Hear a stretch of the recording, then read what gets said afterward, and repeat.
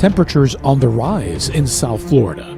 2020, the year of COVID, but it could also be the hottest year on record. Some people that I've been talking to have just been like, I'm gonna cut the AC on and just try to have to pay as much as I can when I can. Heat, not only dangerous but deadly, and melting underserved communities. Where do people escape? People, frontline communities, the elderly, those with pre-existing conditions, where do those people go for relief? Climate change, a problem for the world, especially for South Florida's most vulnerable.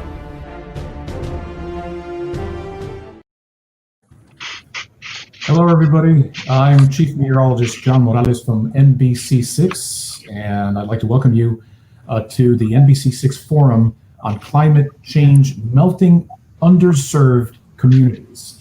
Rising temperatures, of course, pose a threat to everyone, especially those who are already facing numerous challenges because of their socioeconomic condition. Today, we're going to talk about how the climate crisis is greater for these communities and what can be done to protect them and to protect our environment. I first would like to thank the CLEO Institute. I am a board member on the CLEO Institute. We do a lot of work in the community, and we're partnering with NBC6 on this forum. Joining me today is an esteemed panel of guests. We begin with Caroline Lewis, who's pending, and she'll be joining our phone call very briefly. She's the founder and executive director of the CLEO Institute, executive director emeritus, I should add. She founded CLEO in the year 2010, spent 10 years prior to that as an educator, specifically teaching science, and she's been headmaster and principal at several South Florida schools. Her work with CLEO was honored by the White House in the year 2013, and she has been called the Climate Resilience Champion of Change. We also have Valencia Gunder joining us. She serves as co-director for the Smile Trust, which fights to end homelessness. She's also co-founder of the Black Collective. She's been called the modern-day Fannie Lou Hamer. Next is Rachel Licker. Dr. Licker is senior climate scientist with the Climate and Energy Program at the Union of Concerned Scientists. She analyzes new developments in climate science, communicates climate science to policymakers and to the public, and works to defend climate science budgets and programs. And finally, Dr. Cheryl Holder, who is the interim associate dean of diversity, equity, inclusivity, and community initiatives at Florida International University. She is board certified in internal medicine and has dedicated her medical career to serving underserved populations. I want to thank you all for joining us in this important conversation. And before we start to talk about the extreme heat, some of the consequences and how it's affecting all of us, but especially some of our frontline communities, I'd like to call attention to the fact that we this week have launched the hashtag FL Climate Crisis campaign. This is something it's done by the CLEO Institute and the Volo Foundation in partnership with NBC6. And it's really a unique campaign. It's already underway, and it has some very unique features, which Natalia Ortiz from the CLEO Institute is going to tell us about.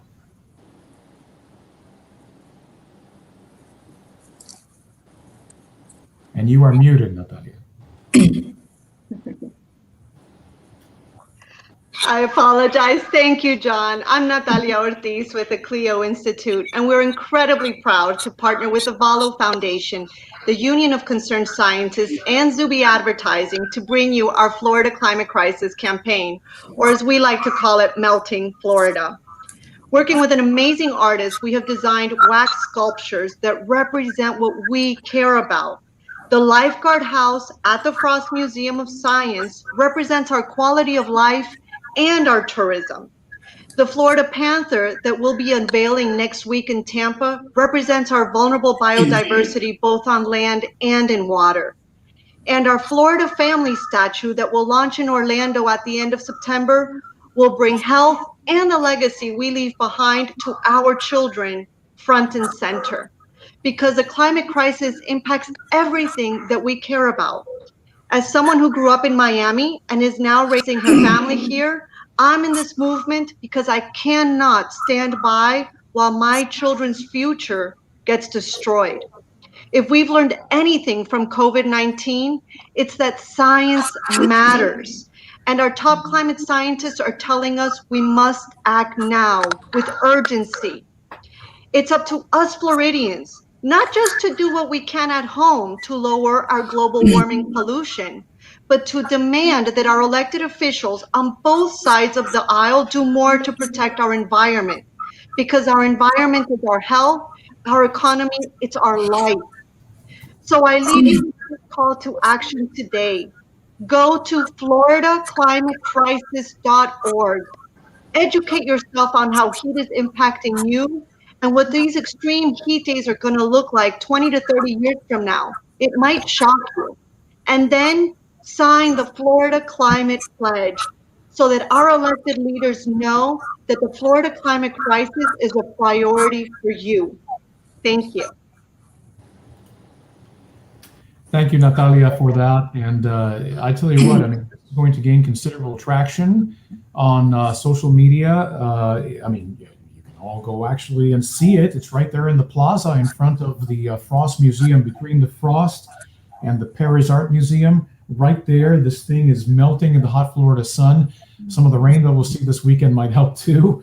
And it's going to reveal an important message about the climate crisis, and it's truly a unique effort, and I think it's a very Instagrammable thing. So go and swing by the Frost Museum for that.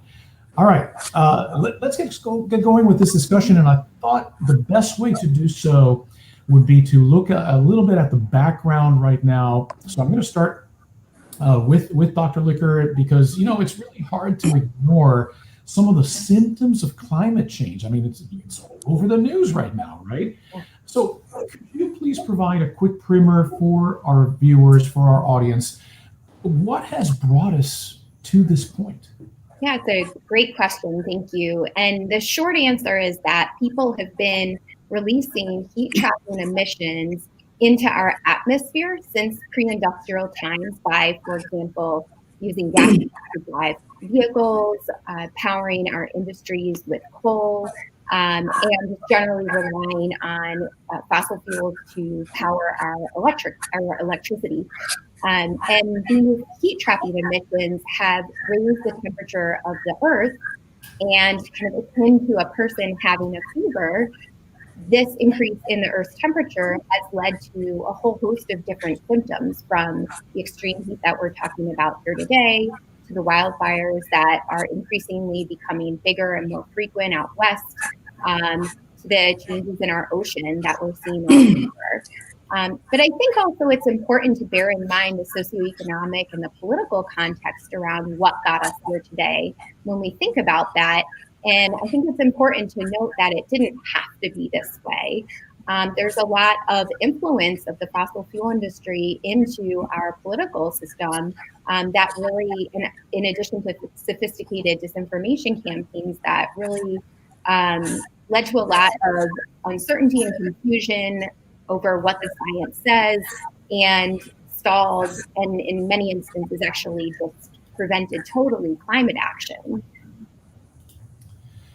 Yeah, that's right. I mean, it has been a challenge to communicate the state of the science of climate change over the course of the last several decades. We have known about the increasing effects of the greenhouse gases being injected into the atmosphere and how this is warming our atmosphere, our oceans.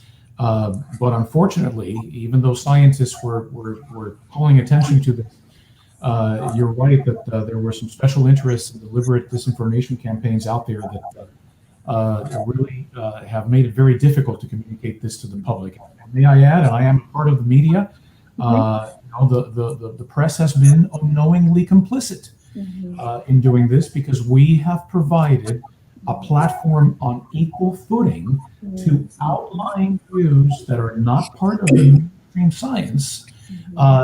Because in newsrooms, journalists are trained to always give two sides to each story, but science doesn't work that way.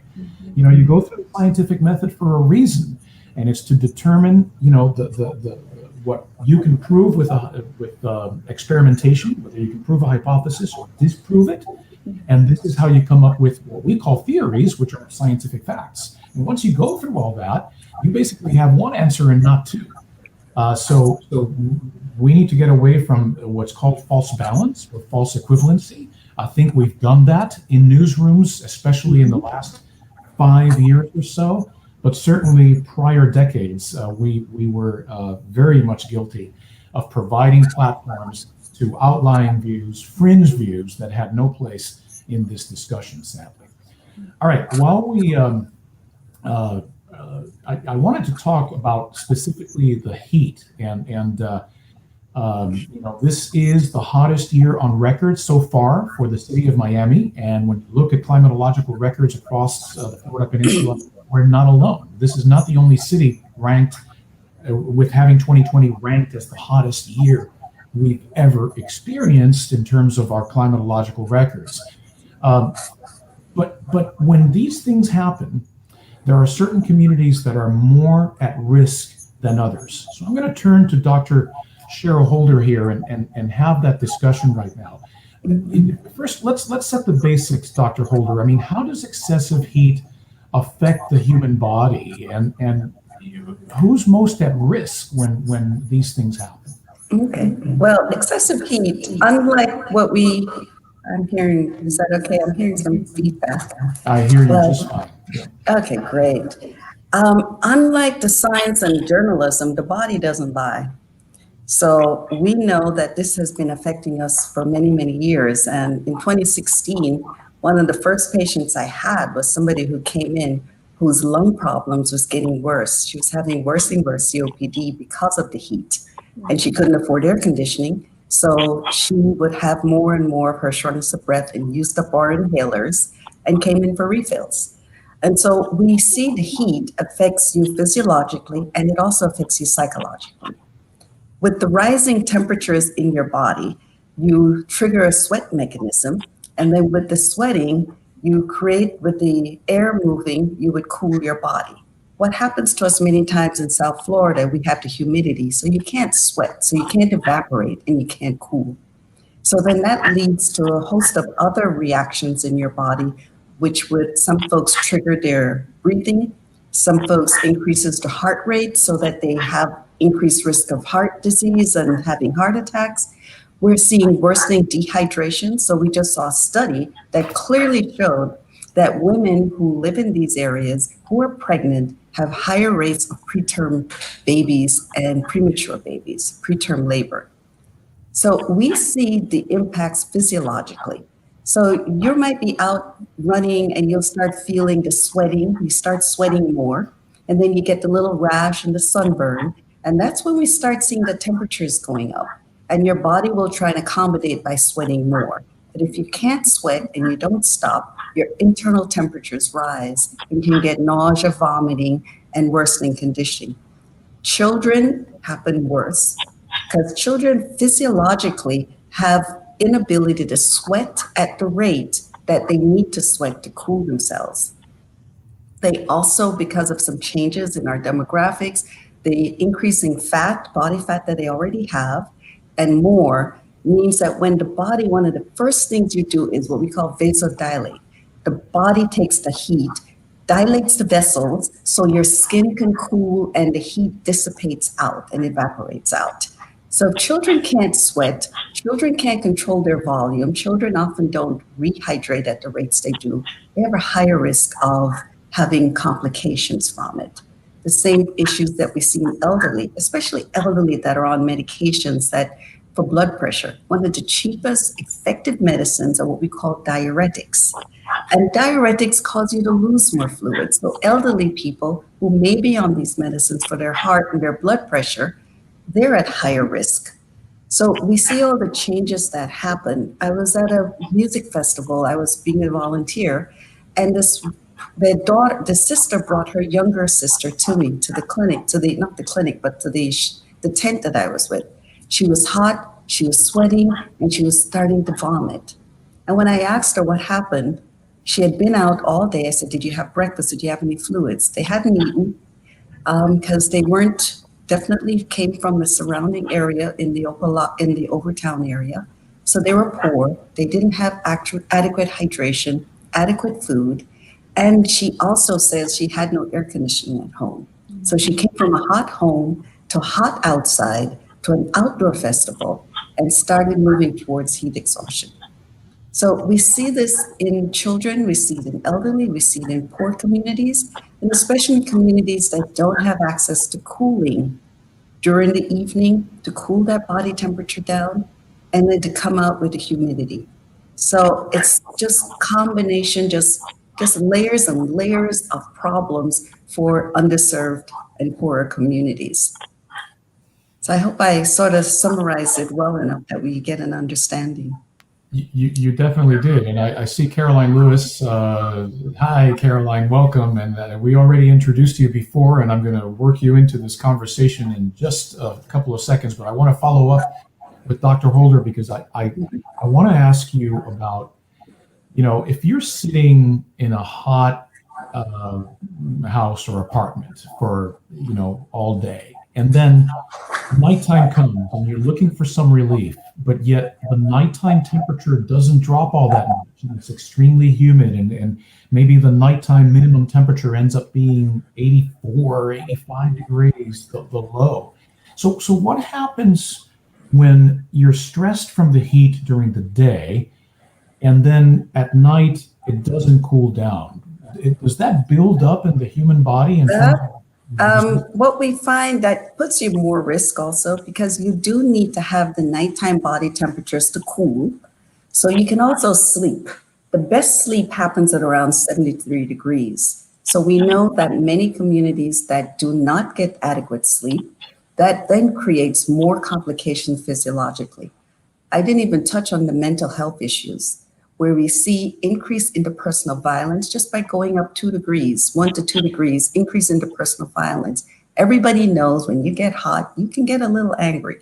And we see that in populations where there's a lot of heat. Doesn't matter socioeconomically, if you're exposed to a lot of heat, your mood changes, and probably a lot because you don't get adequate sleep. Your mental capacity, they've done studies. In 2017, Harvard did a study that tested math abilities in kids who did not, in college kids who were in dorms that weren't air conditioned, and they did worse on their math exams. We've seen increase in suicidality just with the temperatures increasing. So absolutely necessary to have good sleep, absolutely necessary to be able to cool so your brain functions well and your mood improves. I often say menopausal women suffer in this time, especially poorer menopausal women who already have the thermoregulation issues, have the sleep issues, then compound that with not being able to get a cool night sleeping environment because they can't afford it, and our society and our environment has changed so much. Thank you, Dr. Holder. So I'm going to go to Caroline Lewis, and then I'm going to follow that with Valencia Gunder. But Caroline, I want to ask you, who's in South Florida, who's most vulnerable to these increasing amounts of heat waves that we've been seeing in extreme temperatures? And, what are the dangers in these pockets, they're more than pockets, they're widespread, large communities, but who's most vulnerable here? Well, Cheryl, Dr. Holder, she's one of my dearest friends. I love her. She just described me. I'm homicidal and suicidal. I have all the stresses that come with not thermoregulating well. And the only thing that keeps me going is I know that there's so many people who are suffering worse than I am because they do not have access to AC. And so my eyes got ripped open back in 2014 at one of our town halls we had in Little Haiti. Valencia was actually running that. And I was teaching a little climate science. I was trying to explain about the nighttime temperatures not coming down and the greenhouse gases. And one woman in the audience raised her hand and said, "I know what you mean, miss. When I open the windows to let in some cool air at night, there is no cool air." And I'm like, "Well, you don't have AC?" And she says, "No." And I said, Why are your windows closed? It's because it's not safe. And so there I am picturing these people in these houses with sealed doors and windows, these heat boxes with no relief in sight. So we go to the county. CLEO organizes a meeting with the county commission, and we say, can we get a list of all the homes that don't have working AC or any AC? Because, we've got to get ahead of this. We don't want to be a headline that says 50,000 dead in Miami-Dade County with the next heat wave. And that really did not take off nearly as fast as I wanted, or any of us wanted. But it did wake them up to the need to create these tree canopies that at least help control some of that heat island effect.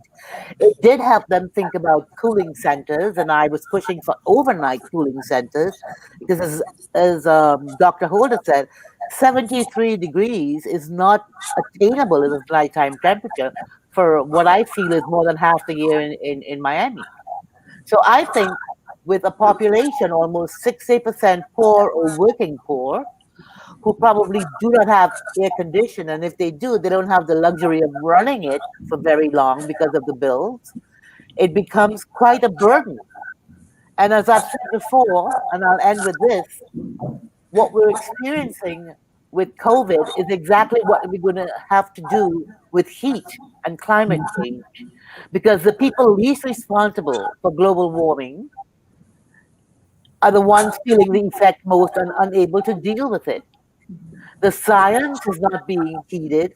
Dr. Licker did a magnificent job yesterday. I just love how you explained the charts and the data the Union of Concerned Scientists is coming up with and sharing. And we have to heed the science. And the third thing is we need leadership that has that justice lens and heeds the science to act in the public's interest. So we've got a huge challenge. I would say 68% of our population in the county is vulnerable, very vulnerable to heat. Thank you, Caroline. I appreciate that. So that brings me to Valencia Gunder, who I've been talking to a lot lately because I've been reporting on some of these environmental issues in South Florida and how they affect particularly frontline communities. Also, we were talking offline just a little while ago, Valencia, as are just about everybody else in this panel, except maybe for Dr. Licker and myself, but you all are in Disposable City. Disposable City is Mario Ariza's book, which, for anybody that's viewing this town hall right now, it's got to become required reading if you live in South Florida, because it is a comprehensive, well-told, funny at times, tragic at others, story of everything we're facing in relation to environmental degradation and climate change here, specifically in South Florida. And Valencia, you're all over that book as well. And I want to ask you, along the lines of what Caroline was just discussing, do you really feel that there's a realistic way for South Florida's frontline communities to reduce their risk to these heat-induced illnesses? Yeah, well, I think it's a yes and no question for me. One, because when we talk about resiliency here in South Florida, if you don't have money, you can't participate in it. So therefore, that pushes underserved populations of those who are living at or below poverty out of the conversation and out of the plan. I do that individuals are in these communities trying their hardest to lower these temperatures. And when I say that, by maybe increasing their water intake, or maybe limiting how much they go outside, or maybe trying to figure out ways to cool off their homes. Well, at the end of the day, if you're living in a public housing unit and the windows don't open, like Ms. Caroline said, then there's nothing you can do about it. If your light bill spikes every time you turn on your AC and you don't have the money to pay it, it's nothing you can do about it. I do believe people want to decrease it, but can they actually do it? Not necessarily, because we have made being resilient an economic challenge for a lot of people. Indeed. And we just reported on that this week on NBC. The fact that, you may have an AC, but it's really a choice between paying the rent or paying the light bill. And while FPNL did, one time, one bill, 25% reduction for some of its customers, and there are some other federal assistance programs that are run through the counties, the truth is that most folks are not in those programs, and there's no way for them to be able to afford everything. I mean, tell me, Valencia, there's one soundbite I used. Somebody who precisely was telling you that they had to choose between paying one thing and paying the other, right? Yes. So I did reference that one family, but over COVID, like at Smile Touch, we've been doing mutual aid stipends to help people with things like light bills and water bills. And like it's a real conversation. It's like we're home way more than ever. So therefore the lights are running, the electricity is running indefinitely in South Florida. The AC is running. For those who don't live in South Florida and watching this, understand that it's summertime majority of the time here. And the light bills are spiking, the electricity bills are spiking. And this one individual told me they had to choose between literally paying their light bill and buying groceries, or like being short on their rent and paying their light bills. And like in the last 2 to 3 months, the spike that people have been seeing in their light bills and electricity bills have been crazy. And it's really hard to listen to families when they're telling me that, because it's like, other than education, what can we actually do? Because you hear everybody on this panel talking about advocacy, and us stepping to the commission, and us, talking to individuals at our electricity company, and they're not understanding that it's people out here who just cannot afford it. And the point of this town hall is to make everybody realize the urgency of the issue of the changing climate. The fact that, this is not something that's going to happen 50 years from now. This is happening right now. Again, Miami's living through its hottest year on record.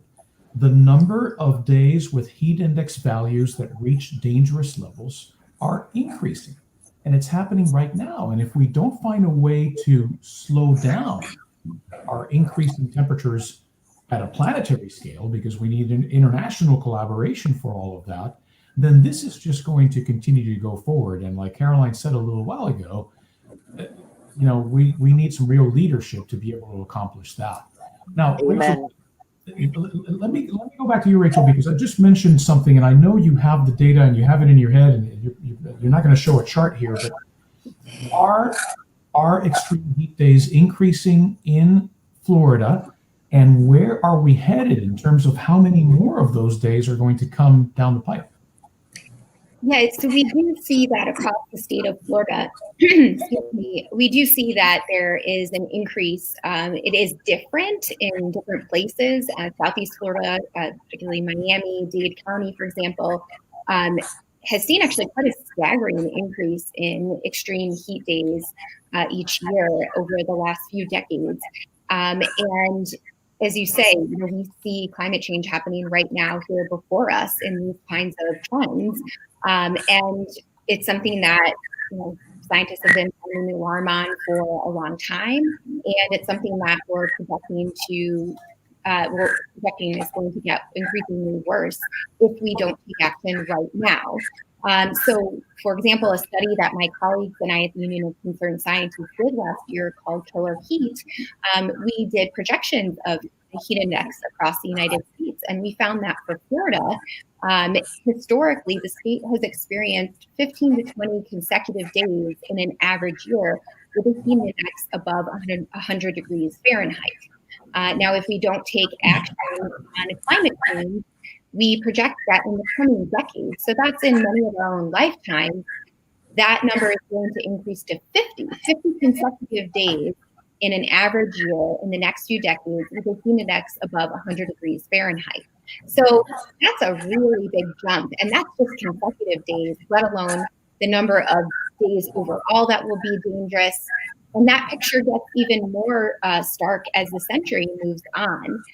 The thing that I always like to note, though, is there's also a really big difference between what we can see if we take action and if we don't take action.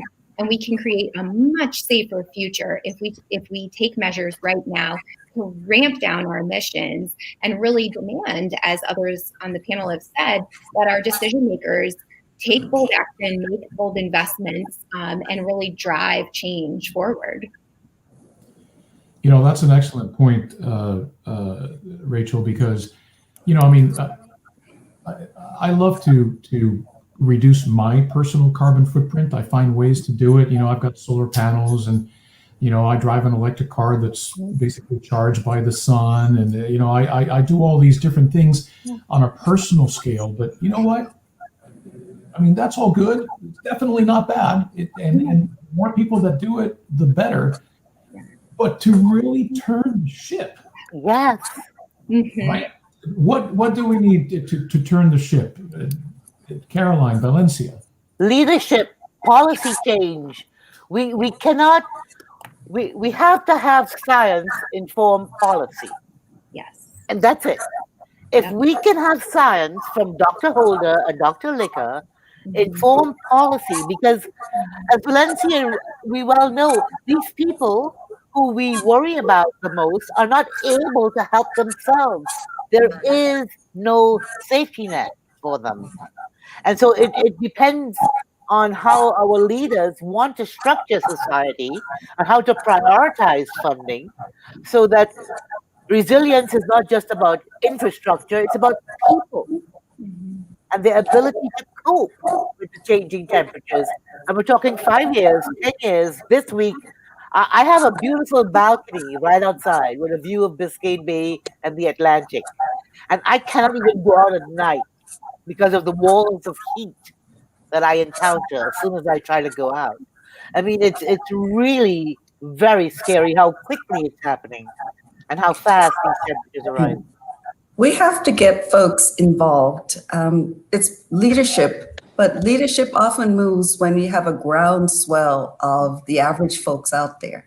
I think if everyone realizes the impact on their health, to sleep, the increase in medication costs, what happens to the children. I met with Marco Rubio's Senate person. I said, who's going to come to Disney World when you got 50 days of 110 degrees? When the business people start thinking, it's impacting us now, what are we going to do? So unless we all come together and push the policy change, and we can't wait because it's impacting us right now. COVID has pushed a lot of people indoors. I had a patient who was indoors. Thank God they wrote about her in Miami Herald, because that was the only way somebody donated to pay and get her a new AC. There was no other system. So what can we do? So everyone has to realize the impact that it's having, the business people, the health issues. Everyone is paying a price right now for all of this heat. And I think it's time that we all speak up to push these politicians to say we've got to make some changes. Even FPL, energy efficiency, is too low on their priority, and that's a low-hanging fruit that we could improve the efficiency across the board in everybody's household and save some of the costs and improve some of what we're doing in fossil fuel use. And I would like to add also to think about that one, climate is a threat multiplier. So like when you're talking to everyday working class individuals, like bringing it to their front door, right? When people sit to their dinner table, unless a hurricane is coming, they're not talking about climate. They're not talking about the environment. That's just not the thing that they're talking about. But they're not understanding that with this climate change, with the sea level rise, that brings saltwater intrusion, that affects our food, that affects our breathing, it affects our education. It affects even as far as our safety. A lot of people don't understand how this this thing that's happening to us, this new world that we are allowing to create itself, is going to affect us long term. Not just the trees, not just the electricity, because that's what we feel right now, right? But in the long term, how this, not even long term, what's happening right now, like we and Miss Caroline can attest, when we were talking to farm workers down in Homestead, they putting the shovel in the ground, the salt water is coming up. That's our food. That's our fresh drinking water. That's the water we bathe with. People not understanding that we are not far away from being like a lot of other places. You know, people are afraid to think about the fact that not everybody enjoys or have the access to this social safety net that America claims that everybody has. You know, I always say that America is the first world country that creates second-class citizens that have to deal with third world situations. And that's a real thing. And climate change actually puts a microscope to all of these things. So if you're in a community that's dealing with poverty, lack of education, lack of access, lack of food, only imagine that times 100 as this climate continues to change. And I want to highlight, John, I want to highlight two things that we're really doing. One is the CLEO Institute has been working specifically with women in a Empowering Resilient Women initiative to really get them to own their own advocacy, to write to the elected officials, and to understand, to connect the dots between climate and affordability and vulnerability. We also have to keep in mind that Melting Florida campaign we launched yesterday, the Florida Climate Crisis, is a way to get the conversation top down, bottom up simultaneously. Because we've got to get the lawyers and the employers and all of them understanding that if their employees cannot go home and get any peace to come back to work, able to do their best job, then more heat, less beach, more heat, less Florida, and so it goes. So having those ripple effect programs and conversations really make a difference. One thing I'd love to add too is I think at the same time, you know, we need to be really trying to drive money out of politics so that the voices of people are able to be reflected in the policies that we're moving forward. You know, right now we can see across the country that there are a lot of citizens and a lot of U.S. residents, they want change. You know, if you poll, look at the polling numbers, they want change. And so, you know, all these, I'm astounded by what my fellow panelists are saying. It's just incredible and right on. You know, we need to be holding our decision makers, our leaders accountable, and ensuring that we have human rights in this country and more. And so, you know, the city of Orlando, I just found out through the CLEO team, they have an equity officer on staff. Now, what a concept, right?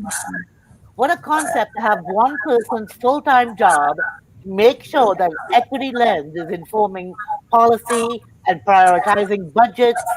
I mean, that's a concrete way that we can really put people at the table. We keep talking about making room at the table for everybody, but you know, you got to put the money where the mouth is, otherwise it doesn't add up. Two things I want to say. First, I saw a tweet yesterday from Dan Rather. There is no vaccine against climate change. You know, we're not going to find a quick fix. We need numerous measures across the board and international leadership and collaboration to be able to get to where we need to get, which is keeping the warming below certain extreme levels, whether it's 1.5 degrees Celsius or 2 degrees Celsius. Look at everything that's happening right now, and that's with 1 degree Celsius. Imagine with 2 or 4, right? And by the way, this town hall is only about heat. We've not talked about stronger hurricanes, which peer-reviewed science indicates that there are a greater proportion of the tropical storms around the world are becoming category 3, 4, and 5 hurricanes over the last 40 years, and that's being driven by man-made climate change. We haven't talked about our existential threat of sea level rise here in South Florida, and the fact that we're the top ranked city in the planet in terms of assets at risk from sea level rise, right? We haven't talked about numerous other things that are symptoms of the climate crisis that are affecting us right now. All right, I had a question from somebody in the audience, and Rachel, this is going to be for you. Okay. This is from Noah Salzman. In layman terms, can you explain how climate change is making the fires raging on the West Coast even worse? Sure, I'll do my best in layman's terms. So it basically, you can think of wildfires occurring as a result of a set of different ingredients. And climate change is basically creating a situation in which those ingredients are coming together more frequently. So drier conditions, which are drying out vegetation, which really can create the fuel for climate change for fires to start. Stronger winds in certain part of the country that can help to literally fan the flames. There are really interesting studies that we've seen, where also the shifts in where the precipitation is being affected by climate change. So there are lots of different, again, ingredients of a wildfire that are being affected by the increases in the Earth's temperature. Yeah, and I mean, obviously, that's not the only thing driving those fires out west. There are other reasons for that. From plenty of fuel in terms of forests that have been protected without prescribed burns over the course of many decades, but I would tell you that the great accelerator here definitely is climate change, because you have hotter temperatures for longer stretches of time in situations where you have big downpours over the course of maybe 3 weeks and then dry for the rest of the year. So you have growing vegetation that dries out in these very increasingly hot conditions that are being produced by climate change, and it just becomes a tinderbox. And this is how that's happening. And really the images are apocalyptic when you look at them, of what's happening out west. And we complain about hurricanes, and hurricanes indeed are scary. But man, I mean, imagine a fire raging down a mountain in your neighborhood, heading your way. I mean, the mental health effects nobody really talks about. Whenever you see the fires, you see the trees, you see the buildings, and they often just quickly pass to the people. But the post-traumatic stress of dealing with losing everything, and this is not the first time for many of those people in those environments. And so we, again, minimize the mental health effects from what heat does and what the climate is doing to us right now. I know and even Laura just devastated. We had two hurricanes in the Gulf. That has never happened before. And the coverage after that was a little concerning, because I didn't see much of what happened to those people. They lost so much of their belongings. What pain are they going through? How are we addressing that? And I think as a society, we're not really understanding how it's impacting us now, physically and mentally, and that we have to come together and do something and act. It's too often that we look at the material objects and sort of pass over it as if, oh, well, they'll put themselves back together. But it's so much more involved than that, especially the impact on children who survived hurricanes, so children who survived flooding, children who survived the wildfires. What's happening with their mental health? And these issues are not ever addressed significantly to impact us and make us change what we're doing right now. Let me do a segue from what you just said, Dr. Holder, to bring us back to heat as we get into the last 10 minutes or so of our town hall. Heat kills more people than hurricanes. And yet hardly anybody talks about this, right? So 12,000 people a year in this country die from heat-related illnesses. Heat exhaustion, heat stroke, which is what really kills you, takes a lot more lives than you think. And yet nobody talks about it, unless it's a massive heat wave like the one we had in Chicago back in the 90s. 95. Yeah, 1990. Unless it's a huge heat wave like that, but it doesn't take a huge heat wave like that to kill people. And then what happens is, when they die in underserved communities, even less people hear about it, even less media coverage you get about that. Valencia said something a little while ago that I really struck home with me. People, this is a wonderful country. America is obviously the land of opportunity. At least it's been seen that way for many, for a couple of centuries. But nobody ever thinks about the fact that underserved frontline communities that there are so many of, okay, across the entire spectrum. Because I'm not talking about just Black and brown communities. I'm talking about, those that have been left behind, regardless of race, regardless of ethnicity. So many people have been left behind and therefore are much more vulnerable when natural disasters strike, because they have no way to be able to be resilient and come back from a natural disaster. So a lot of Americans see the coverage of natural disasters around the world, Typhoon Haiyan in the Philippines, and some mega flood going on in China, and all these different things, or in Pakistan, and they see these images and they see these poor souls suffering, but they don't realize that us too, especially because we have so many underserved communities in this country because of some of the things Valencia Gunder just alluded to, which I think are very true, and people never really think about that. The fact that this country barely has a safety net. It means that all these people that are left behind cannot confront a natural disaster, and natural disasters, just like heat waves, are increasing, driven by the climate crisis. Well said. Yeah. All right. Valencia has something to say. Yes, go ahead. Yeah, so I just wanted to say, adding on to what Dr. Holder was saying, I think oftentimes when people think about heat or climate change or environmental science, they think about science, numbers, data, research, and that's very, very important. But it's a very human experience. And I think that's where climate justice and environmental justice shows up. You have to humanize this experience, right? And she is 100% right. I've been watching the coverage on the West Coast, and I've been seeing the trees, and I see the red sky and everything. And this, although it's extremely scary, I'm like, what is the person, like the individual, the human being dealing with? Like, what is their minds going through? Are they eating? Are they getting something to drink? Do they have to wear masks because of the smoke? Like, what is happening to the human being?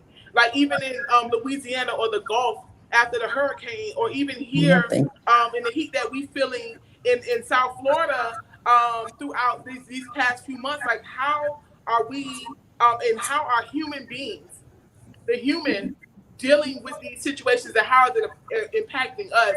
I think we need to normalize talking about that and bringing that to the forefront, because that's the most important thing. Absolutely. I think the journalism, this is where you bring in the media again. And I think the media has missed that. Many times they go for the sensational picture of the building burning and the trees burning and ignore the people when it is impacting us tremendously.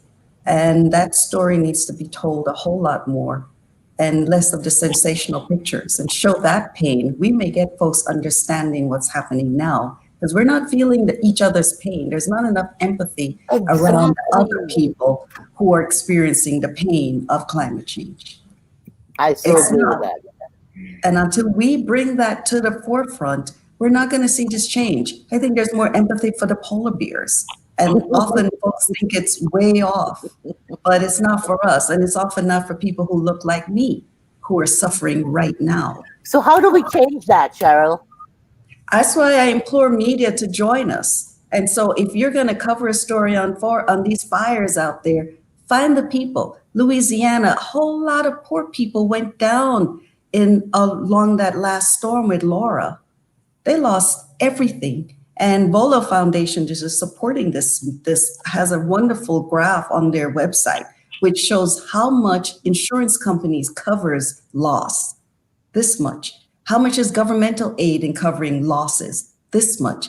It's left to you, the individual, to repair. There are people who still haven't recovered from Katrina. So if we don't bring people into it, and we don't bring everybody to say, I am in pain, see me, feel me, the climate is hurting me now, we're not going to get those policy changes. We're all going to think about its buildings, and the insurance companies will repair it. And they're stepping away. So I don't know what South Florida is going to do. because they're stepping away from fixing up South Florida like they did after Andrew, like they did after all the other hurricanes. I don't know, the next big one, it's on us. That's and a whole who's going to move first? That's a whole other town hall, Cheryl. Yeah. but I mean, worth of visiting, because indeed, we're going to be left holding the bill for a lot of these things. And a lot. One of these days we'll have a town hall on sea level rise, and how way before the water starts lapping up on the Art Deco buildings of Ocean Drive, we will be hit in our pocketbooks big time. And people need to know that, and it's not talked about enough. But the heat is hitting us in our pocketbooks now. I'm telling you, my patients can't afford to pay for the heat and buy their medications. Exactly. So where does that leave them? Back in the emergency room. Who's paying that bill? Our taxpayers. And we're cutting healthcare. I mean, look, this is a tempest in a teacup, and I'm just saying to you, we can get a media campaign going, but people are on anxiety overload, you know? And so for us to bring climate change and heat to the forefront, and I always wondered what happened to public service announcement on a national scale, where we can use some creative advertising to create the empathy, to tell the stories of the real suffering happening. I mean, I always thought that if we could intersect climate science and climate justice, we could blow it open, because the scientists get more intense when they see the justice issues, and the justice communities get much more intense when they understand the science and where they're heading, where they are and where they're heading. And so we have an opportunity for productive collisions to happen. And I've been pushing this for about 10 years to get this PSA going. Let's do it, Dr. Rachel Licker. Let's get UCF to go on a fundraising campaign to put the science in advertising, you know? Yeah. I mean, it's amazing when you think of the flip side, you know, when you go into airports and you see the American Petroleum Institute with these huge ads talking about how much better they're making life for people. And okay, yeah, you know, we need energy, but again, it didn't have to be this way, this form of energy, these impacts, these consequences for people around the country. So, you know, yeah, getting and shining a light on all of this, it's huge. It really is. You know, I think Dr. Holder had mentioned the study with the Harvard students, and there are a couple of other studies that have looked at that as well for school age students, and it's insidious. You know, when you think, I'm a mom and I think about, my God, these kids go to school and you know, in the low-income communities, and they don't have air conditioning in the buildings, the temperatures are rising, and they can't perform as well on test scores compared with schools in better off, you know, communities. That takes your breath away. And this is America, right? And so what? Just as a parent, knowing you're not even giving kids a chance on so many different fronts, and climate change is taking a whole host of those chances away from the people who can't stand, you know, to lose anything else. It's, you know, we need to be, as everyone's talking about, operating on an increased level of empathy and ethics here. Yep. All right, so we're nearing the end here of our allotted time. So I'm going to synthesize what I've been hearing, and I'm going to put the human first, because I think that's the main message that I'm getting from all of you, is that if we realize the impacts that increasing extreme heat and all of the climate change symptoms are, like the wildfires and others, are having on individual people and families, I think there would be a lot more traction to the entire message of, we need to do something. It's urgent. We need to do it now. The other messages that come across, of course, is science-driven policy, the fact that we must trust expertise and we must stop attacking science, like has been the case in recent years, and finding more ways to embrace scientists and science-driven policy going forward. And I think the last message would be, hey, you know, it's great to do things at the individual level. Everybody should try to find ways to, you know, compost more and drive energy efficient vehicles, and, you know, buy the dryer that uses less energy, and all these different things. They're all very, very important. But even more important is getting out to vote.